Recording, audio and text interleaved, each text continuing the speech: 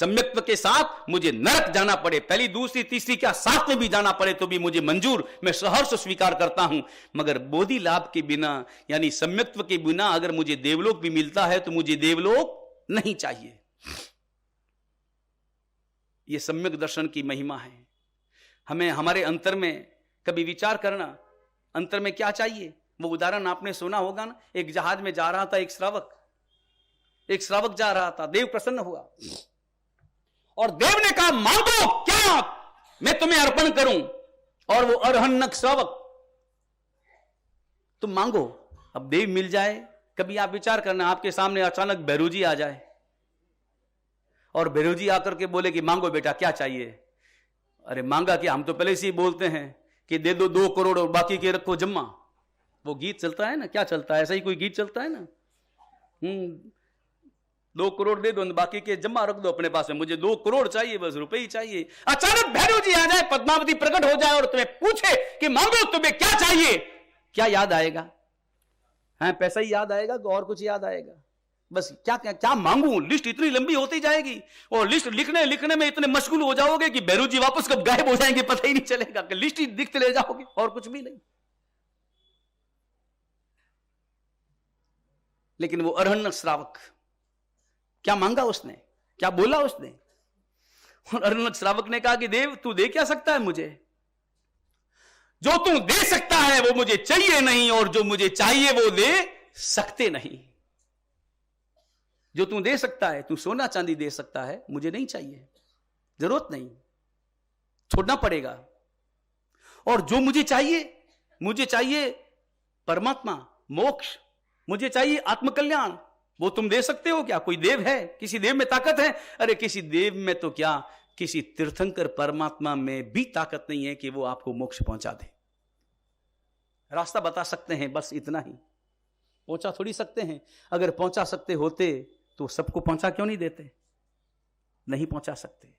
वो स्वयं के पुरुषार्थ के बल पर पाना पड़ता है, उसमें केवल और केवल खुद का पुरुषार्थ चाहिए और दृढ़ पुरुषार्थ चाहिए, मजबूत पुरुषार्थ चाहिए, संकटों से और कष्टों से लड़ने का पुरुषार्थ चाहिए और उस पुरुषार्थ में भी प्रसन्नता चाहिए, तो ही हम निर्वाण पद को प्राप्त कर सकते हैं। वो श्रद्धा हमारे भीतर में चाहिए।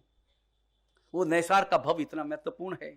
और उसके बाद में जो 27 भव थे, मरीचि का भव, मरीचि ने क्या अपने हृदय में अहंकार किया है और अहंकार के परिणाम स्वरूप घोर कर्म का बंधन किया है। कभी जिंदगी में अहंकार मत करना। और है क्या हमारे पास में अहंकार करने योग्य?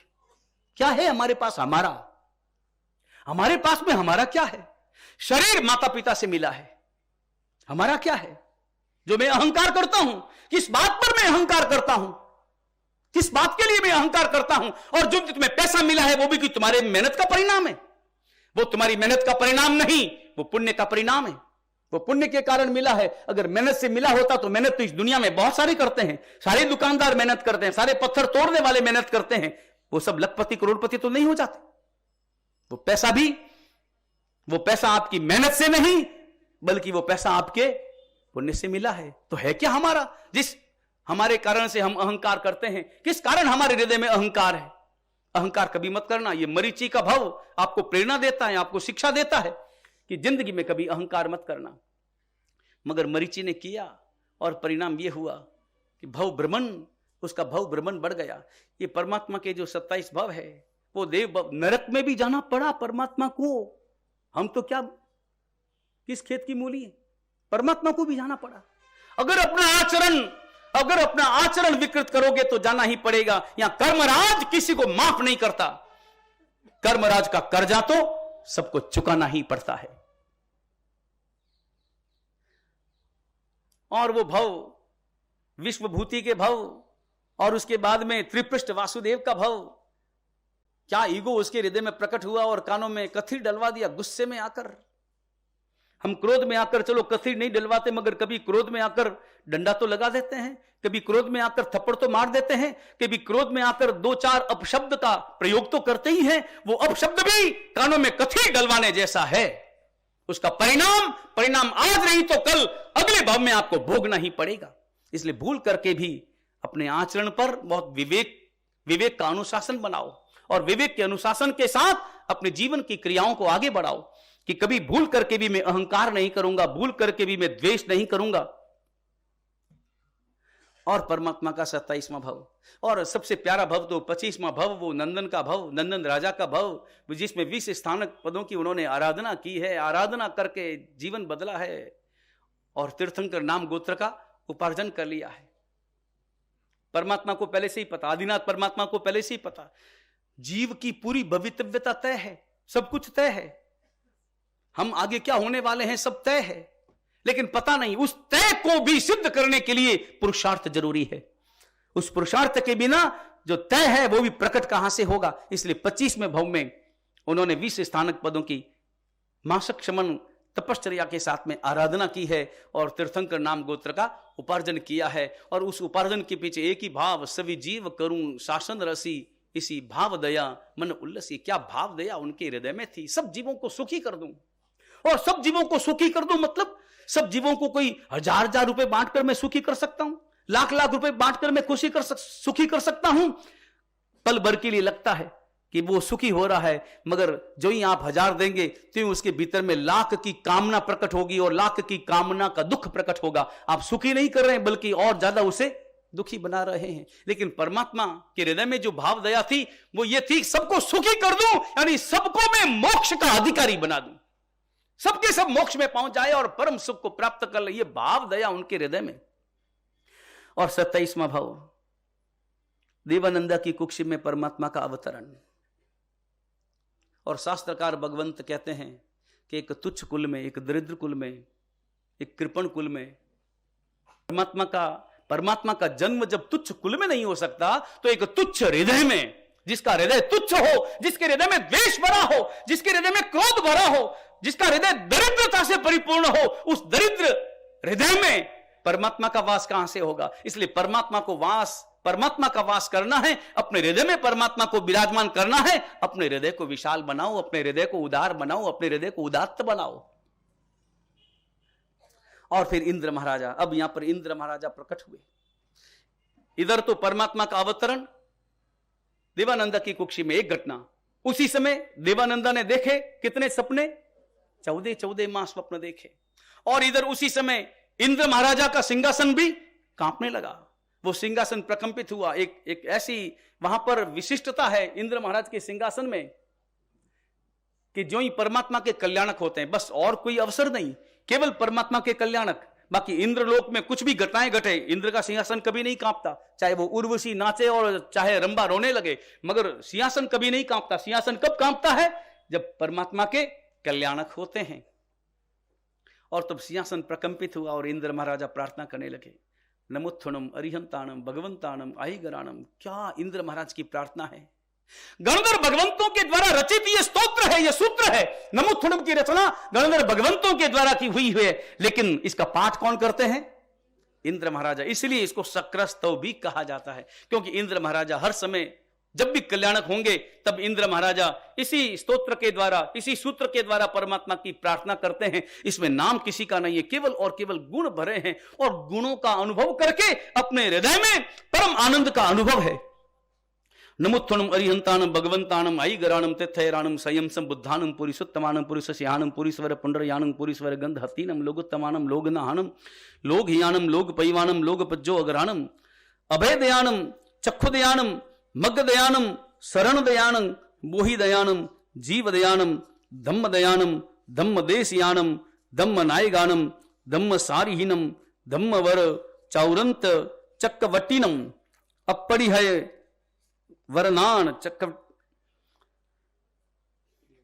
दीवोतानम शरणम गई पैठा अपरिहय वरनान दंसन धरानम येट छौमानम जिनानम जावयानम तिन्दानम तारयानम बुद्धानम बोहयानम मुत्तानम गोगानम संवंदनम सवदर्शिनम शिवमेल मरुवमनंतमक्खय मवाबाम पुनराविति सिद्धिगी नाम दियम ठानम संपत्तानम नमो जिनानम जिय भयानम। और इंद्र महाराजा ने परमात्मा की प्रार्थना की है, और परमात्मा की प्रार्थना में अद्भुत अद्भुत ऐसे विशेषण उपस्थित किए हैं। थोड़ा समय मिले कभी पंच प्रतिक्रमण सूत्र नामक पुस्तक अर्थ सहित हो, उस अर्थ का चिंतन करना और अर्थ का चिंतन करते एक एक विशेषण की महिमा समझना, क्या इंद्र महाराजा के हृदय के भाव है। और जिस समय में आप नमोत्थनम बोलो, जब भी आप परमात्मा के मंदिर में पहुंचो और नमोत्थनम का पाठ करो, उस वक्त में कल्पना करो कि मैं इंद्र बन गया, मैं इंद्र हूं। और इंद्र जिन भावों से नमोत्थनम बोलता है, जिस श्रद्धा से 7-8 कदम आगे बढ़ता है परमात्मा की दिशा में, और वो बायां घुटना ऊंचा करके और व्यवस्थित रूप से वो हाथ जोड़कर सिर झुकाकर और जो नमोत्थनम का पाठ करता है, उन भावों से नमोत्थनम का पाठ करना। धम्म सारहीनम, परमात्मा सारथी हैं, परमात्मा को सारथी बनाना। जिस रथ में हम बैठे हैं उस रथ के सारथी अगर परमात्मा हो तो हमारा रथ कभी भी इधर उधर नहीं हो सकता। हमारे रथ के सारथी कौन है? हमने अपने रथ के सारथी, रथ का सारथी किसे बनाया है? हमने अपने रथ का सारथी संसार को बना दिया है, संसार के भोगों को बना दिया है, बल्कि अपने मन को बना दिया है। मन को मत बनाओ, इंद्रियों को मत बनाओ, सारथी बनाओ, परमात्मा को बनाओ। वैसे सारथी बनाओ जैसे मेघ कुमार का उदाहरण बड़ा समझने जैसा है। मेघ कुमार ने दीक्षा ली, राजकुमार परिवार छोड़कर, पत्नियों को छोड़कर दीक्षा ली, और दीक्षा ली, परमात्मा ने कर्मी बनते का पाठ दिया। रात्रि का संथारा लगा, किनारे पर संथारा लगा, और किनारे पर जब सोए, अब केवल संथारा बीचे, अब थोड़ा अंतर तो आया ना। पोषण करने वालों को अनुभव है, जो रात्रि का पोषण करते हैं उन्हें पता होगा कि रोज बिस्तर पर सोने वाले यहां पर खाली संतारे पे सोना है, और फिर ऊपर से यहां तो मच्छरदानी भी नहीं है, तो मच्छर भी ऊपर से काटते हैं। और वहां पर बगीचे में सोए थे परमात्मा के, वहां पर सारे साधु, सबसे पीछे उसका नंबर लगा क्योंकि सबसे छोटा था, तो रेत लगे, रेत उड़े, संतारे पर रेत आए तो चुभे, और इधर लोच का भी दर्द, और गद्दी नहीं, कोई पांव दबाने वाला नहीं, कोई सेवा करने वाला नहीं, किसी की ठोकर लगे, तो मेघ कुमार का मन तो विचलित हो गया। और विचलित होकर के मन में आया कि चलो अपन तो चलते हैं, सुबह ही सुबह जाते हैं परमात्मा के पास में, और अपना रजोहरण सौंप करके घर जाते हैं। कहीं कुछ बिगड़ा नहीं, बाल ही तो गए हैं, बाल वापस आ जाएंगे, नहीं तो नए बाल बाजार में मिलते हैं, विग मिलती है, लगा देंगे। लेकिन परमात्मा तो जानते थे, ज्ञान में आते ही कहा आओ मेघ कुमार, और उनकी प्यारी वाणी सुनी, और मेघ कुमार तो वैसे ही ठंडा हो गया, हृदय से कोई शब्द भी न निकले, कोई आवाज न निकले, आज निकलने की जरूरत भी नहीं थी। परमात्मा ने सीधे कहा मेघ कुमार बस थोड़ा सा कष्ट सहा और जाने की सोच लिया। इस संयम जीवन को त्याग करने का भाव तेरे हृदय में आ गया। इतने से कष्ट में तुम याद करो पूर्व भाव में कितना कष्ट तुमने सहन किया था। वो हाथी का भाव याद करो, आग लगी थी जंगल में, पहुंचे सब एक बगीचे में जहां पर सब सारे पशु वहां पर बैठे थे सुरक्षा के लिए, तुम भी वहां जाकर के खड़े हो गए। बनाया था तुम नहीं अपने लिए, मगर बाकी सब पहुंच गए, तो तुम्हारे हृदय में उनके प्रति भी करुणा थी। खड़े हो गए, खुजली आई, पांव उठाया, उतनी जगह में एक ससला आकर के बैठ गया। अब पांव नीचे रखे तो बेचारा ससला, उसको प्राणों का विसर्जन करना पड़े। तुम्हारे हृदय में करुणा, प्रेम बरसा, पांव ऐसा का ऐसा। 3 दिन के बाद में जब आग दावानल समाप्त हुआ, पांव नीचे रखा, धड़ाम से नीचे गिरे। तुम्हारे हृदय में जो जीव दया का भाव था वही तो परिणाम तुम्हें यहां तक ले आया। उस भव में तुमने इतना कष्ट सहा, और इतने से कष्ट में तुम अपना मन बदलने लगे। पूर्व भाव याद दिलाया, जाति स्मरण ज्ञान उसे हुआ, मन बदला, वापस संयम में स्थिर हो गया। यह सारथी का काम है। जो घोड़े इधर उधर जाते हैं उन घोड़ों को सही रास्ते पर वो परमात्मा ले आते हैं। इंद्र महाराजा ने प्रार्थना की, और 82 दिन बीतने के बाद 83वीं रात्रि, आसोजवदी तेरस की रात्रि, और इंद्र महाराज ने आदेश दिया किसे? हिरण्यगमिष्य देव को, कि जाओ परमात्मा जो विराजमान है, परमात्मा गर्भ के रूप में जो देवानंद की कुक्षी में है, उसको त्रिशला महारानी की कुक्षी में स्थापित करो। कभी कभी विचार आता है कि 82 आदेश दे दिया इसलिए कि परमात्मा के कर्म आड़े आए। 82 दिन उनको वही रहना था, उस कुल में ही उनको बिताना था, ऐसा ही उनके कर्म का उदय था। इसलिए उस रात्रि में और हिरण्यगमिष्य देव गया, और विशिष्ट गति से गया, चंडा गति, चपला गति, यतना गति और वेगवती गति से गया, तीव्र गति से गया, और पहुंचा वहां पर। और इस दुनिया का सबसे पहला ऑपरेशन हिरण्यगमिष्य देव के द्वारा संपन्न हुआ। उसने सबसे पहले अपने शुभ अशुभ पुद्गलों को दूर करके शुभ पुद्गलों को अपने भीतर में संक्रमित किया, परमात्मा के गर्भ को अपने हाथ में लिया, त्रिशला महारानी के गर्भ में परमात्मा को स्थापित किया, और त्रिशला महारानी की कुक्षी में रही हुई कन्या के गर्भ को देवानंदा की कुक्षी में स्थापित किया। देवानंदा को लगा कि मैंने जो 14 सपने देखे थे त्रिशला महारानी ने उसे हर लिए। कारण क्या था वो तो इसकी चर्चा तो अपन बाद में करेंगे। अब त्रिशला महारानी के गर्भ में परमात्मा पहुंचे और परमात्मा जो ही विराजमान हुए, तीन ज्ञान के स्वामी परमात्मा जानते थे परमात्मा की अब आएगा हिरण्यगर्भ देव और मुझे लेकर के जाएगा।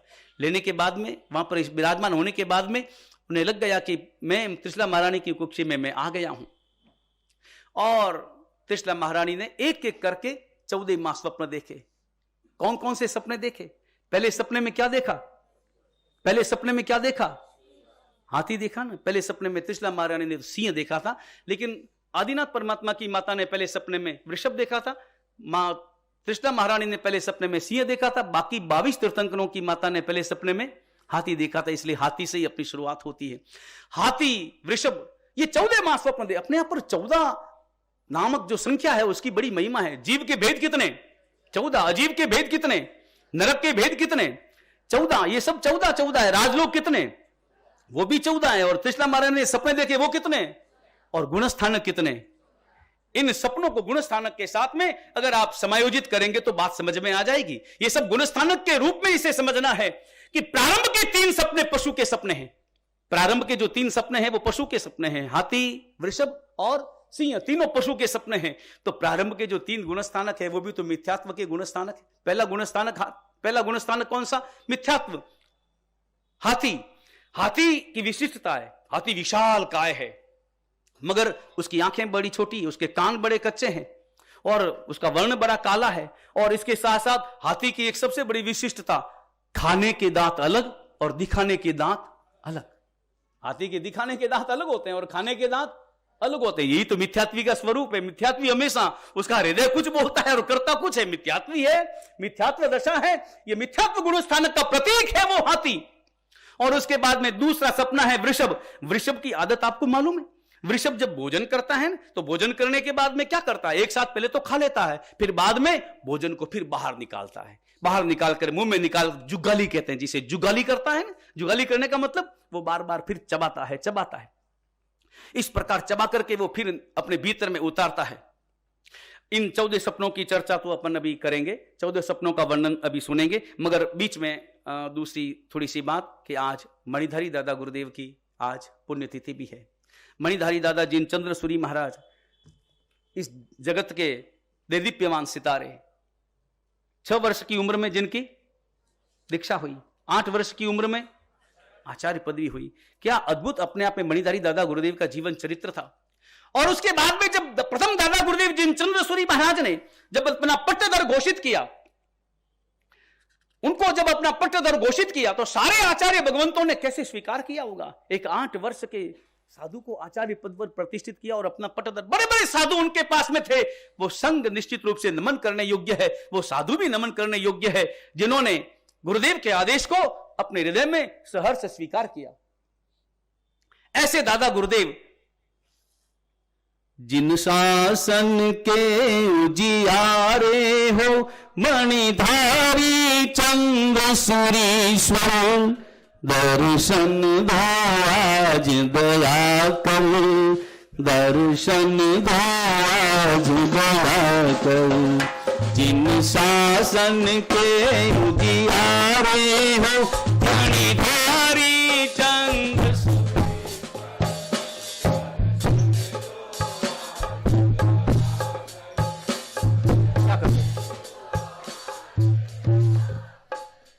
जिन दत्त सूरी के पटवारी, जैनों में एक प्रभाकर, दर्शन दो आज दया कर, दर्शन दो आज दया कर। गुरु मदन पाल महाराजा को तुमने ही दी थी दीक्षा, गुरुदेव गुरुदेव गुरुदेव गुरुदेव। गुरु मदन पाल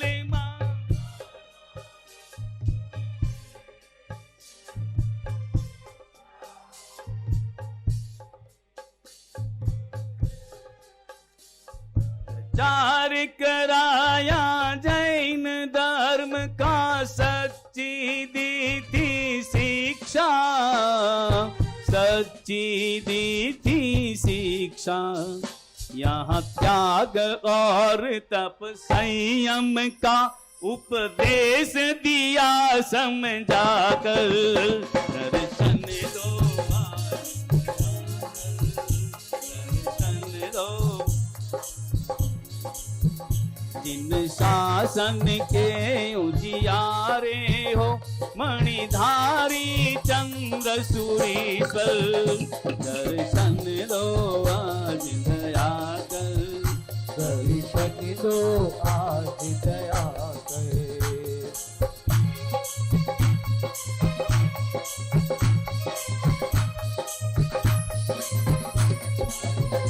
हम नतमस्तक हो चरण कमल में, श्रद्धा सुमन चढ़ाए।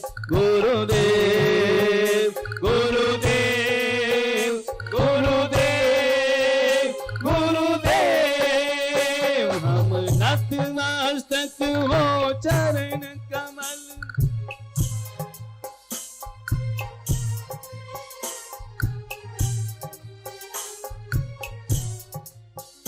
हैं कोटि कोटि उपकार संग पे कभी भूल ना पाए। हैं कोटि कोटि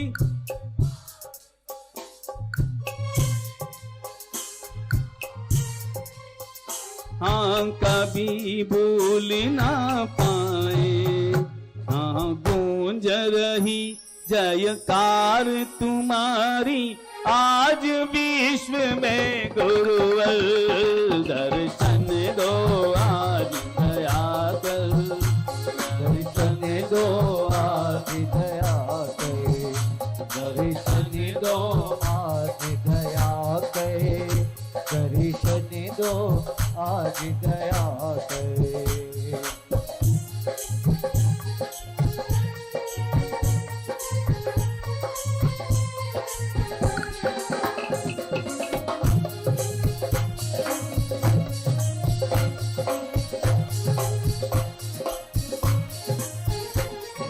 शासन के उजियारे हो मणिधारी चंद्र सूरीश्वर। दर्शन दो आज दया कर, दर्शन दो आज दया कर। मणिधारी दादा गुरुदेव की आज पुण्यतिथि है और श्रीमद देवचंद्र उनका नाम रखा गया। श्रीमद देवचंद्र जी उनकी 24वीं कभी आप पढ़ना, ऋषभ जिन दसों पीतड़ी किम कीजे हो, उनकी 24वीं आप पढ़ना। और सबसे बड़ी बात, स्नात्र पूजा जो चलती है, स्नात्र पूजाएं, सबसे पहली स्नात्र पूजा आचार्य जिनेश्वर सूरी महाराज द्वितीय उन्होंने रची और उसके बाद में स्नात्र पूजा की रचना श्रीमद देवचंद्र जी महाराज ने की।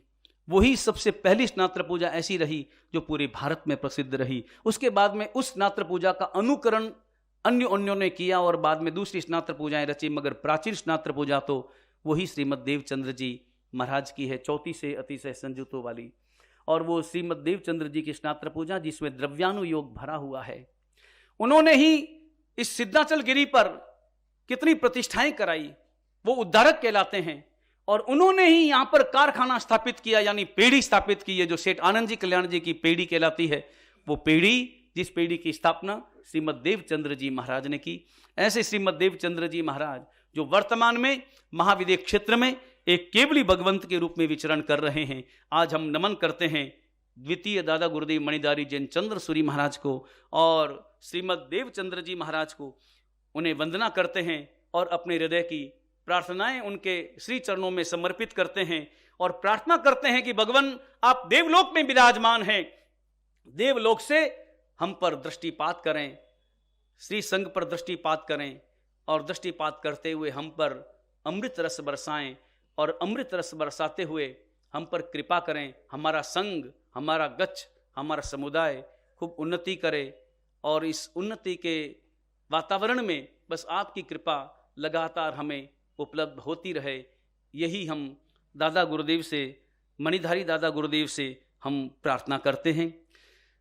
था अलौकिक वो चमत्कार जो रथी न उठने पाई, था अलौकिक वो चमत्कार जो